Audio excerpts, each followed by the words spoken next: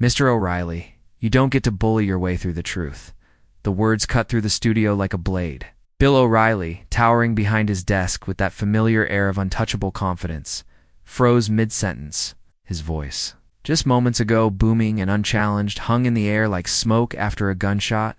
The camera caught it all, his jaw tightening, the vein at his temple pressing against the skin, and his famous scowl sharpening into something darker. And then Jasmine Crockett leaned forward.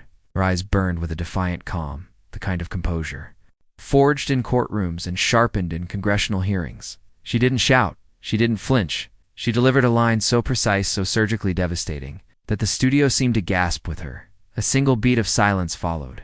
Not the polite pause of television rhythm, but a silence so heavy it felt as if the walls themselves were holding their breath. Somewhere off camera, a production assistant's clipboard slipped from their hand. The sound technician shifted nervously. In his chair, his eyes darting from O'Reilly to Crockett, as if waiting for an explosion, O'Reilly's fingers curled around his pen, tightening until the plastic strained. He had weathered decades of on-air battles, senators, scholars, and celebrities, all of whom bowed beneath his volume and swagger. But this time, something was different. His opponent didn't look rattled. She looked ready. Crockett tilted her head slightly, almost daring him to respond. The lights above cast sharp shadows across O'Reilly's face, exposing every twitch of irritation, every flicker of doubt. He tried to summon his trademark smirk, but it faltered halfway, dissolving into the kind of expression a man wears when he realizes, too late, that the ground beneath him is shifting. No one in that studio knew it then, but the balance of power had just tilted. A single sentence had cracked the armor of a media titan, and as the silence deepened, one truth became undeniable. This was not going to be another routine. "Oh, O'Reilly, take down." It was going to be the moment that left him speechless. But what followed would become one of the most replayed confrontations in modern political media. Before we unpack this showdown, hit subscribe, because you won't want to miss how this battle unfolds.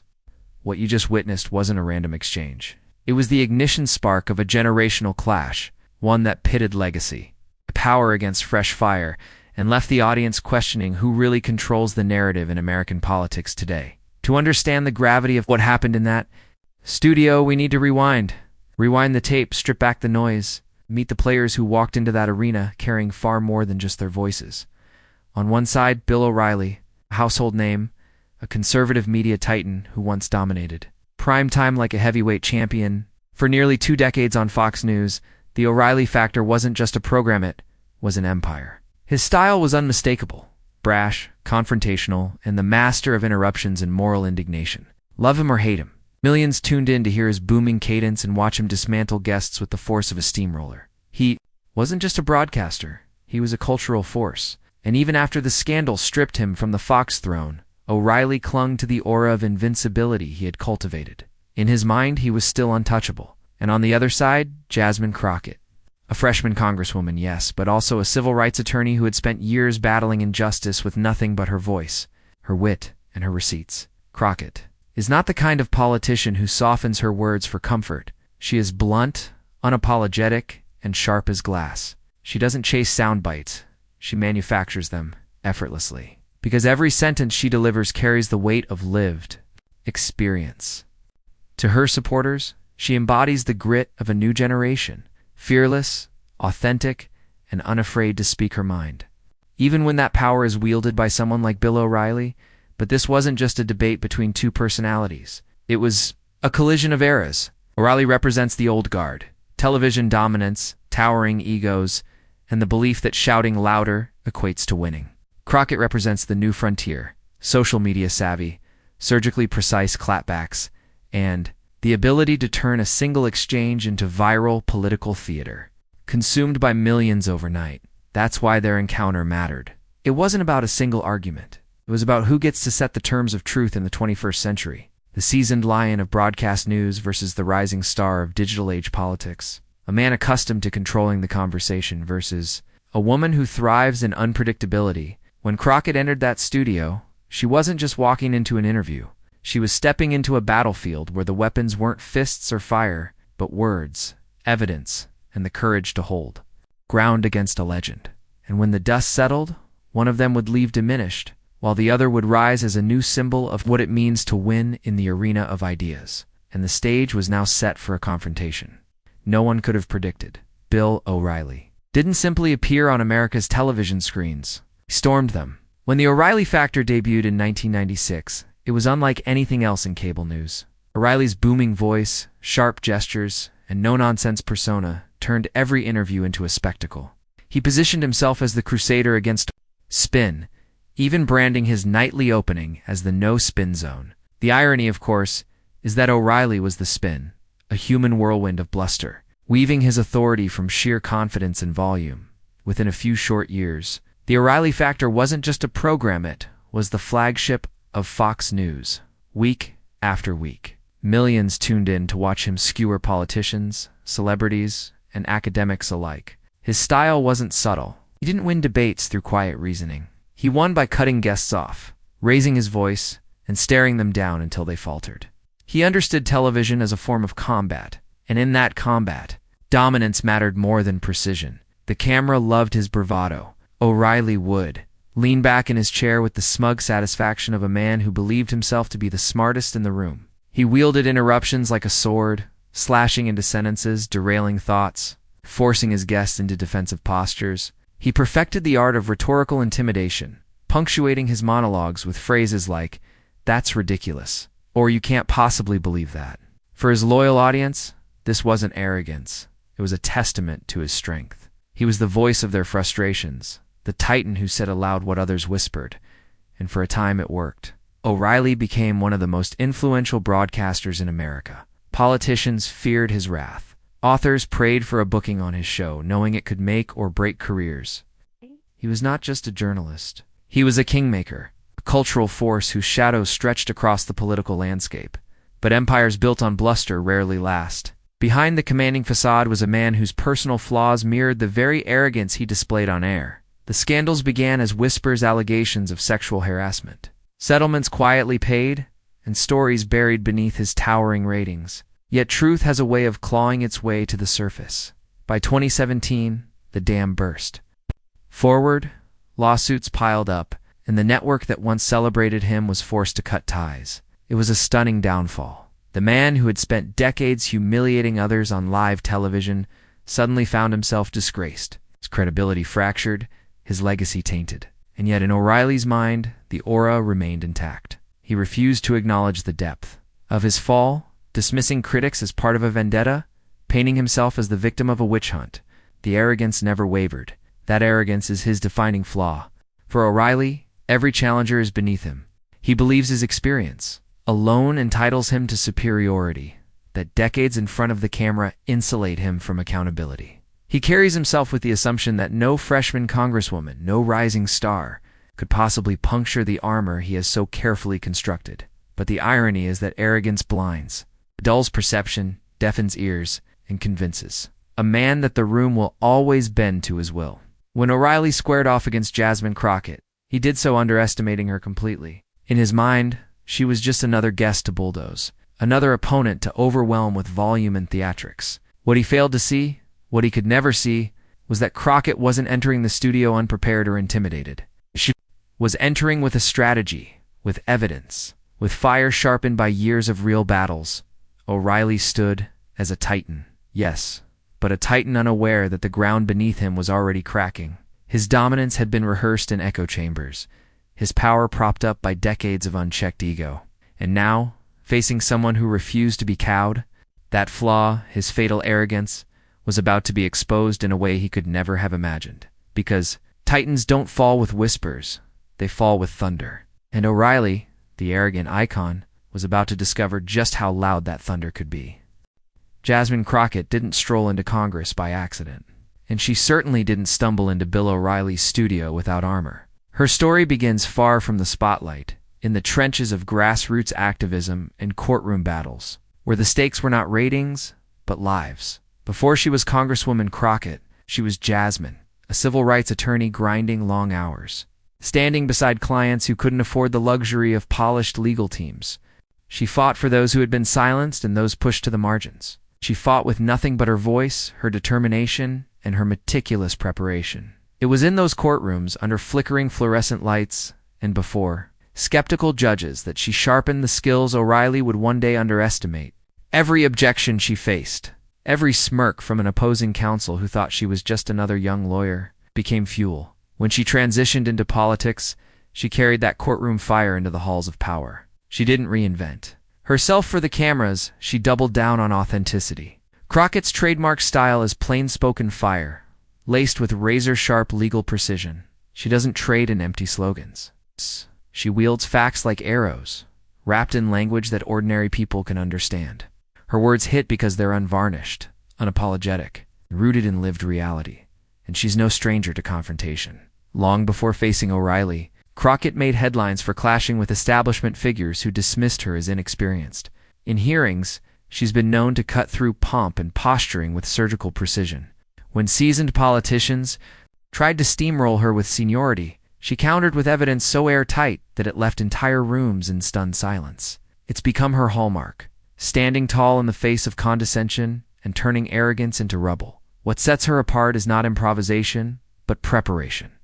Crockett doesn't simply show up and hope for a soundbite. She builds cases the way a trial lawyer does, brick by brick, fact by fact. Her strategy is methodical, grounded in years of evidence-based combat. She studies her opponents, catalogs their contradictions, and walks into debates armed with receipts that can't be dismissed. If O'Reilly thought her sharp tongue was spontaneous flair, he was already losing. Because beneath every fiery one-liner lies hours of deliberate, calculated readiness. And perhaps most importantly, she embraces the role of the underdog. She knows the cameras don't expect her to triumph over figures like O'Reilly. She knows pundits dismiss her as new, unseasoned, and just another face in the crowd. But for Jasmine Crockett, being underestimated is a weapon. Every sneer from an opponent becomes proof that she's rattled them. Every attempt to silence her becomes another opportunity to turn the tables against her. That's why audiences admire her. She's not a polished career politician shielded by decades of privilege. She's a fighter who clawed her way into the conversation, carrying with her the grit of someone who has been dismissed, doubted, and disregarded, and has turned that into fuel. Her power lies not in prestige, but in authenticity. When she speaks, people feel it, because they know it isn't rehearsed for applause. It's the truth, sharpened and delivered with the force of conviction. So when Jasmine Crockett stepped onto that set across from Bill O'Reilly, she wasn't intimidated by his decades on air. She wasn't dazzled by his larger-than-life persona. To her, this was just another courtroom, another arena where arrogance strutted in, confident it could bulldoze the truth. She had faced men like him before, men convinced that power alone made them untouchable. And she had beaten them not with volume, but with facts, strategy, and relentless composure. She walked into that studio not as a guest, but as a challenger. Not as a politician seeking validation, but as a fighter with nothing to lose and everything to prove. And in that moment, the balance of power was already shifting. Because the one thing O'Reilly could never prepare for was someone who had spent her entire career preparing for him. And soon, the world would watch as the underdog delivered a blow so precise that it would shatter the illusion of invincibility. Forever, asterisk, Bill O'Reilly launched forward like a battering ram, his voice echoing through the studio with the force of someone who had dominated this stage for decades. He pounded his talking points one after another, crime spiraling out of control, Democrats weak on law and order, and politicians like Jasmine Crockett too inexperienced to understand how the country really works. Each sentence was punctuated with that dismissive chuckle, the one viewers had heard 1,000 times before. The laugh that said, "I've already won this argument." But Crockett didn't flinch. She sat with perfect composure, her shoulders squared, her gaze locked on him. With the steady patience of a surgeon waiting for the right incision, the contrast was cinematic. O'Reilly's voice rose, sharp and forceful, bouncing off the studio walls, while Crockett's silence radiated calm defiance. The camera zoomed in, his forehead glistened with sweat under the lights, and his jaw clenched tighter with every dismissive remark. "You don't know what you're talking about," he sneered, stabbing the desk with his pen. "You've been in Congress, what, 5 minutes? I've been studying this for 30 years. 30 years. His voice boomed like thunder. Crockett tilted her head, ever so slightly, her expression unreadable. Not a blink, not a twitch. Just a steady stare that seemed to say, "Keep talking. Dig deeper." He leaned back with a smirk, basking in the words he had just spoken. "This is the problem with your generation of politicians. All soundbite, no substance. You're out of your league here, Congresswoman. Another laugh, dripping with condescension, rolled out of him like smoke. The studio air thickened. Crew members exchanged quick glances. A producer pressed his headset tighter, whispering, "She's waiting. Hey, she's waiting." The tension was palpable, electric, as if everyone sensed the invisible rope O'Reilly was wrapping tighter around himself with every arrogant word. Crockett's fingers tapped lightly on the table once, twice, a subtle rhythm, the kind of unconscious gesture a fighter makes before striking. Still, she said nothing. She let him believe he was in control, let him pile insult upon insult, each one stacking higher, each one hollowing out the floor beneath him. O'Reilly's monologue swelled to its crescendo. His voice cracked slightly from the strain, but he pushed harder, determined to drown her out. "You can't handle the real world of politics. You're just another activist pretending to know the system. People like you don't last." And then silence. He stopped, leaning back, satisfied. The smirk lingered, that trademark O'Reilly grin, that once signaled another victory sealed. But in that silence, the balance shifted.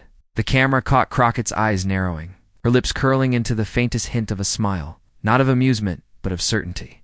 The kind of smile that says, "You've made the exact mistake I wanted you to make."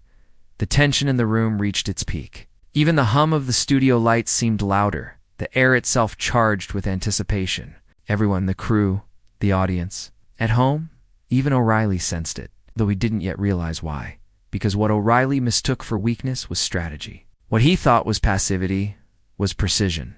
Crockett had given him the rope, let him tie the knot. And now the trap was ready to snap shut. And as the silence stretched, heavy and unbreakable, Jasmine Crockett leaned forward, her voice calm but sharp as steel. What she said next would not just cut through his arrogance, it would flip the entire confrontation on its head. The storm had raged, the thunder had roared, and now the lightning was about to strike. Asterisk, asterisk, the silence was surgical. O'Reilly's last laugh still lingered in the air, but it was fading, brittle, and already crumbling under the weight of what was about to come. Jasmine Crockett leaned forward, her voice measured, her tone a steady hum, as if she knew she was holding the winning card. "Mr. O'Reilly," she began, calm as a surgeon lifting the scalpel. "It's fascinating how short memories can be. Fortunately, I brought a few reminders." The camera zoomed in as she reached for a slim folder. Not a stack of notes, not frantic scribbles, just a sleek, deliberate collection of receipts, the kind of preparation that doesn't shout but devastates. She slid the first page across the desk, her fingernail tapping the headline, "Bill. O'Reilly praises bipartisan reform efforts." O'Reilly's smirk faltered. "Here you are," Crockett continued, her voice rising ever so slightly. "Just 3 years ago, applauding the very policies you now call dangerous. Which is it, Mr. O'Reilly? Were you lying then, or are you lying now?" The crew shifted uneasily. The sound technician mouthed, "Oh, damn. Asterisk, asterisk." But Crockett wasn't finished. She never raised her voice. She didn't need to. Each word landed like a hammer. "Let's talk about your book." She held up a worn hardcover, his own bestseller. "In the no-spin zone, you wrote, and I quote, 'America needs fresh voices, unafraid of challenging the establishment.' That's your sentence, not mine." She let the pause hang. "So when I speak up, when I challenge the establishment, you mean to tell us your own rule doesn't apply?" The camera cut to O'Reilly. His jaw clenched, his cheekbones flushed crimson. He tried to jump in, but Crockett lifted a finger, commanding silence. The audacity was breathtaking, this freshman congresswoman, silencing the king of cable. News with nothing but calm authority, and then came the clips. On the monitor behind them, producers rolled footage Crockett had provided. Bill O'Reilly, years earlier, thundered against hypocrisy, railing against politicians who say one thing and do another. His words, his cadence, his fury now weaponized against him. The studio fell still. Even the cameras seemed to lean closer. Crockett didn't gloat. She didn't smile. She let the silence speak. Then softly, with razor precision, "Mr. O'Reilly, the problem with building an empire on outrage is that eventually the receipts come due." He shifted in, his chair fumbling with his pen, gripping it so tightly his knuckles whitened. His voice, once booming, now stammered. That's not the same, you don't understand." But Crockett pressed on, her rhythm flawless. She brought up the headlines of his Fox exit, the sexual harassment scandals, and the multi-million-dollar settlements. The room tensed. The oxygen itself seemed too thin. She didn't sensationalize. She didn't need to. She read the headlines aloud, her voice like a gavel. Fox cuts ties with O'Reilly amid scandal. O'Reilly forced out. In wake of allegations, O'Reilly's face flushed deeper. His eyes darted, searching for an escape hatch. The predator now looked cornered. The hammer blows kept falling. Crockett produced a statement where O'Reilly once praised Young's outspoken politicians for bringing fire back into democracy. Her voice sharpened, slicing through the air. "So which is it, Bill? Do you admire it, or do you fear it?" Oh. The silences between her words grew heavier and longer. The kind of silence where an entire audience leans in, hanging on every syllable, every pause, knowing the blade is about to drop. O'Reilly opened his mouth, tried to regain footing with another dismissive laugh, but it sputtered. It sounded hollow, desperate, a laugh that admitted defeat, and then Crockett delivered the final strike. Her voice dropped lower, calmer, and more deadly than shouting could ever be. "You see, this isn't about me. This isn't even about you. This is about a system that has protected men like you for decades while silencing voices like mine. Tonight isn't just a debate, Mr. O'Reilly, it's a reckoning." The words landed like a thunderclap. The air snapped with finality. For the first time in his career, Bill O'Reilly, the unflappable titan of conservative media, sat speechless. His empire of bluster undone not by rage, but by receipts.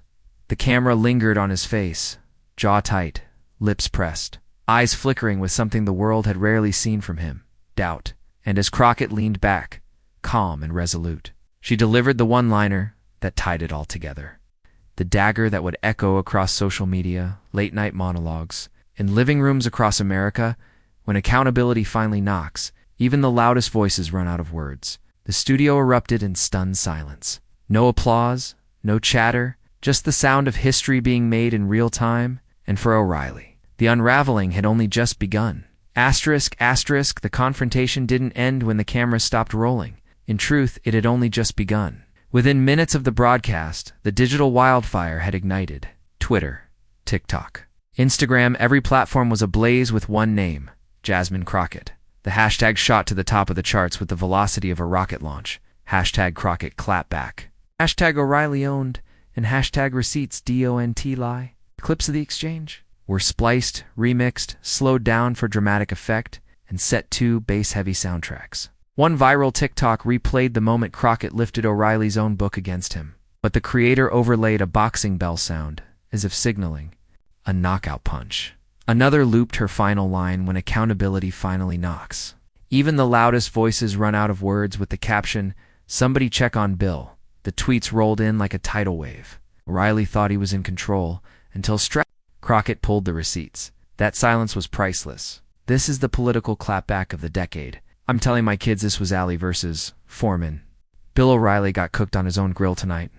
Even pundits who had spent years dismissing Crockett as just another loud freshman Democrat were forced to recalibrate. A CNN analyst tweeted half reluctantly, "Love her or hate her, Crockett just delivered one of the most devastating real-time fact checks in cable news history." Late-night comedy pounced. Monologues replayed the footage with biting jokes. One host quipped, "Bill O'Reilly was left so speechless. Fox News is considering hiring his silence full-time." The audience roared. But it wasn't just comedy. Even rival politicians, sensing the cultural moment, weighed in. A progressive senator praised Crockett for exposing hypocrisy with surgical precision. A conservative rival of O'Reilly, smelling blood, posted a cryptic line, "Arrogance catches up with us all." Tonight was proof. Meanwhile, Bill O'Reilly, the man who built an empire on having the last word, struggled to summon one. He issued a half-hearted statement the next day. Clips are being taken out of context. "I stand by my views, but it was too little too late." His attempt at defense only amplified the silence that had already branded him. The image of him red-faced, fumbling, and unable to counter Crockett's evidence was etched into the public imagination. The narrative had shifted. Crockett was no longer just a freshman congresswoman with fire in her voice. She was the politician who had slain a giant on his own battlefield. The underdog who stared down decades of bluster and walked away unshaken.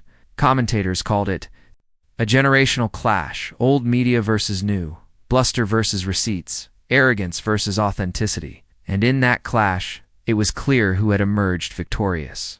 The footage replayed endlessly, not just for entertainment, but as a cultural milestone. Viewers didn't just watch it, they felt part of it. People shared it in group chats, at family dinners, in college dorms, and in workplace Slack channels. The moment had transcended politics, became a story about power, about who gets to hold the mic, and about what happens when someone refuses to be silenced by the end of the week. One fact was undeniable.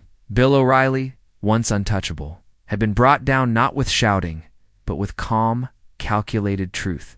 And Jasmine Crockett, the poised challenger, had written herself into the history books. But as the world celebrated her victory, a new question loomed in the background. If this clash had shaken the media landscape so profoundly, what would Crockett do with the momentum now burning at her back? The answer was coming, and it would be even bigger. Asterisk, asterisk, when the smoke cleared. One truth shimmered above the wreckage. Arrogance, no matter how polished, always crumbles against preparation. Bill O'Reilly had walked into that studio cloaked, in decades of dominance, convinced that his voice alone could drown out dissent. But the moment Crockett unfurled her evidence, that cloak fell to pieces. This wasn't just a clash of personalities.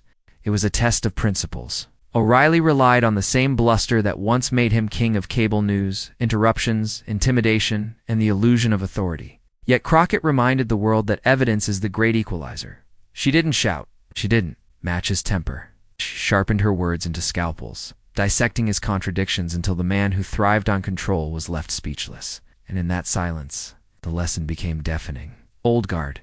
Intimidation fails when met with authenticity. The strategies of belittling, talking over, or dismissing may have worked in an era where one man controlled the camera and the microphone, but not anymore. In this new age where every clip can be replayed, scrutinized, and shared millions of times, authenticity is armor, preparation is power. Later, when Crockett was asked about the encounter, she said something that revealed the deeper core of her fight. I wasn't fighting for myself. Fighting for the people who are tired of being talked down to. That line cut to the heart of why her victory resonated so widely. It wasn't about one congresswoman besting one media titan. It was about millions of ordinary viewers watching someone stand tall against condescension they had felt for years. In workplaces, in classrooms, and in politics itself, the moral of this showdown is as old as history, yet as urgent as tomorrow's headlines. Truth, when wielded with courage, will always outlast arrogance. Preparation, even when quiet and unseen, has the strength to topple legacies built on bluster. And dignity, carried with steadiness in the face of intimidation, will echo far louder than any raised voice. For every underdog who has ever been dismissed, for every citizen tired of being silenced by those who claim to know better, Jasmine Crockett's moment is more than a clip. It is proof. Proof that when the receipts are in hand, when preparation meets principle, even the loudest giants can fall. And yet, as inspiring as this resolution is, it also poses a tantalizing question. If Crockett could bring down one titan, who will she face next, and what heights could she reach with the nation now watching? Bill O'Reilly underestimated her and paid the price. What began as just another tirade from a media giant ended as a masterclass in how arrogance collapses when confronted with preparation and truth. Jasmine Crockett didn't just defend herself, she redefined the rules of the game. The world took notice. If you loved watching ego crumble under the weight of evidence, hit that subscribe button right now. Join us as we continue to spotlight the moments where power gets checked and truth takes center stage. And trust me, you won't want to miss what's coming next. Because in our following breakdown, one of the biggest names in politics faces a challenge they never saw coming.